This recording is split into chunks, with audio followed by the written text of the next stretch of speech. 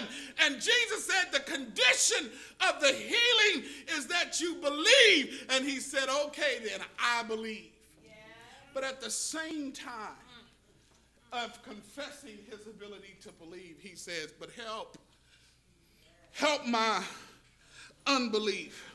See, no action of a man can be taken until God does something to initiate it. Here's what John 6:44 says, that no man can come to me except the Father which has sent me draw him. See, you didn't even get saved because you initiated something. You say, well, I came down the aisle. Well, see, you didn't even come down the aisle until God unctioned. So there ain't nothing you did to get you to the place you are that God did not start first. Now keep that in mind, because Jesus said your requirement for his healing is to believe. And so if the necessary facts of his healing are dependent upon man's ability to believe, he said, I believe, and he couldn't even do it by himself. Jesus had to unction his belief from the beginning. And that's why I like what the Bible says, that he is the author and finisher of our faith.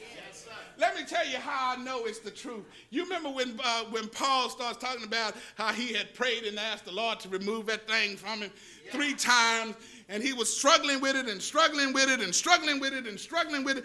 And then he finally said, you know what? He said, when I am weak,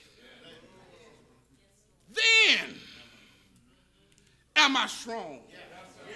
How did Paul say it? He said it because he got it. He understood that what it took to be strong was to realize he couldn't do it by himself. I need you to understand me, that there are some things that you're believing God for in your life, and he wants to give it to you. It's on the way to you, but you got to be man or woman enough to know that you can't do it by yourself. You got to be man or woman enough to know that not only did God have to start your faith, that he had to finish it. And you know what? That means it ain't about you. It ain't about your salvation. Wasn't about you. Your blessing wasn't about you.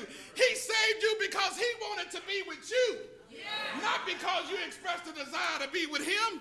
He wanted to be with you. He said, greater love hath no man than this, than a man lay down his life for his friends.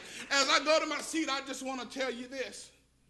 If you ever expect to do something, to have something, to go somewhere, you better make sure that you're not just relying on what you can do, but you better be involved in a relationship with a man that can do any and everything that you need him to do. God bless you.